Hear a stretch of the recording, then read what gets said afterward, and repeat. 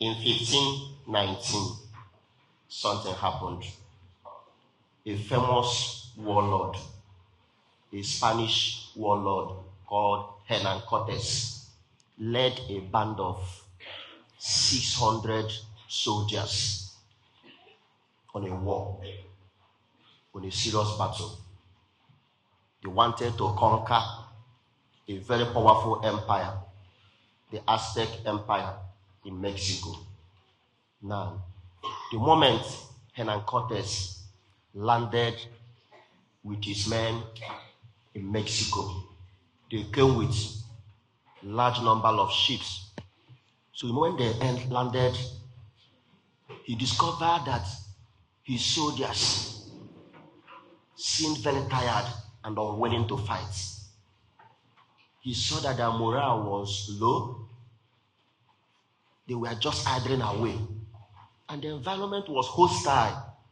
And the people there were willing to defend their empire. So this thing continued, and after a while, Hernan Cortes sensed that if nothing is done, they are going to lose this battle. Now, he did the unthinkable. What did he do? This man called a few men from his soldiers, and they went back to the bank of the river where their ships were anchored. And he gave them specific order to scuttle the ships and set them ablaze. To scuttle the ship and set them ablaze. The whole ship they came with, of course, the military obeyed the last command. So the soldiers obeyed their commander, scuttled the whole ship and set them ablaze.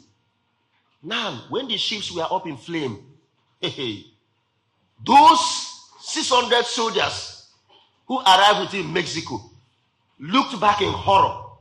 They could not believe what was happening. Do you know what? The moment the ships were destroyed, the soldiers knew that the die was cast. Because that ship represented a sense of security, a sense of safety. If the war becomes tough, we run back to the ship and return home. But Hernan Cortes wanted to conquer the empire and annex it to his kingdom to become a more powerful warrior. But his soldiers were not seeing his vision.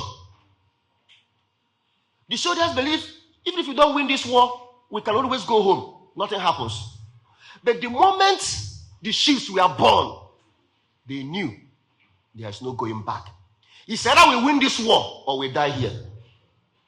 It's either we win this war or we die here. There is no safety anymore. Once this was done, it was as if a new lease of energy entered into their life. These men fought with fearless resolve. This one is like, this is what I said, Omo. You want me to say Omo? Okay, I should remove it. It doesn't sound like a good English. Or you like the phrase? What now? So, it was as if a new lease of energy was injected into those soldiers. And they fought with ruthless resolve. They fought with this tenacity that eventually they conquered the Aztec Empire. And they became victorious. Unless you are willing to burn your ship, I'm telling you, your God-given destiny can be truncated. Unless you are willing to move forward with a sense of mission and tell yourself, there is no going back. If I don't achieve anything in this world, if I don't become successful, going back is not possible. It's poverty that weighs me behind. It's hopelessness. It's insult and calumny from men that awaits me behind. I can't afford not to succeed. So burning your ship means prioritizing your goals and having a sense of mission. That is exactly the message St. Paul gave us today in the second reading.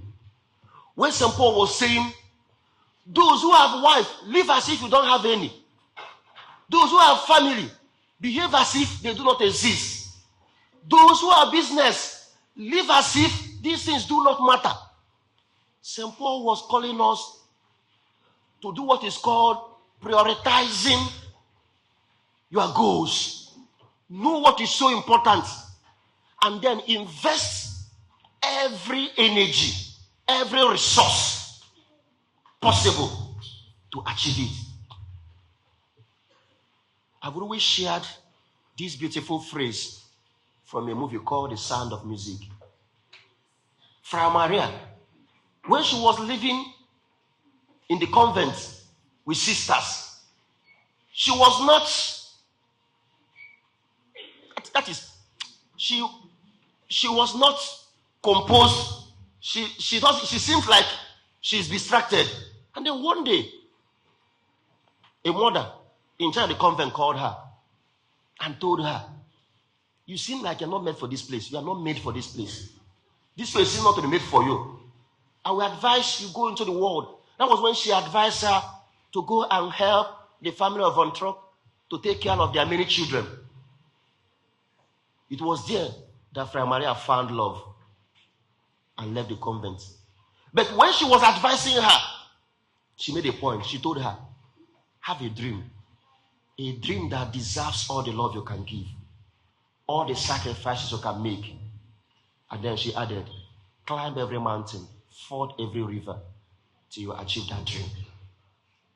So when you prioritize things that matter to you in this world and place them as foremost in your agenda, I am telling you, you will be willing to bomb whatever ship that gives you a sense of safety, that represents a symbol of setback, and then venture into the arena and invest everything possible to achieve it.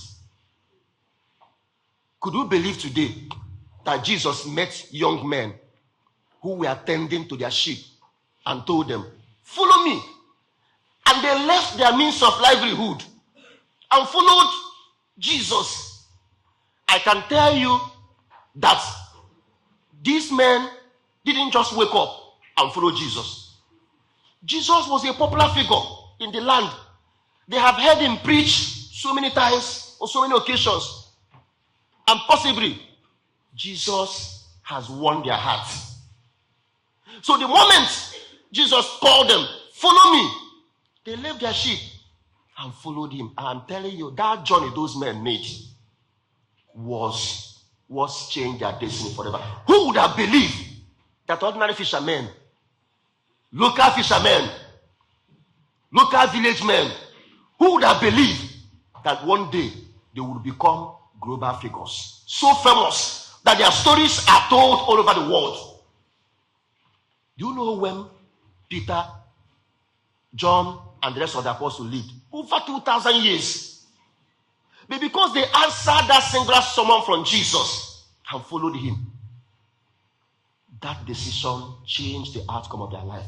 There comes a moment in your life when you need to make a decision, when you need to widen your horizon to see the bigger picture, when you need to make some sacrifices, when you need to leave your own boat behind, when you need to still be a fisherman to become a fisher of men, when you need to rise and live your normal daily routine. Maybe your routine in this school is you wake up in the morning, you go to the bathroom, take your bath, come to chapel in the morning and sleep, go to class and make noise, go to ref, eat your own food, eat another person's food, make noise, bully the junior ones, and then life goes on. At the close of the term, you are among those with the poorest results, and your life has been like this. Very poor routine. You can make a decision and say, if I continue in this pattern, what awaits me is a future of mediocrity, a future of lack, a future of poverty. But you can tell yourself, no, the game needs to change. I can't continue like this. Then how will the game change? By taking a decision, burning your sheep, and entering into the arena to carve a beautiful future for yourself.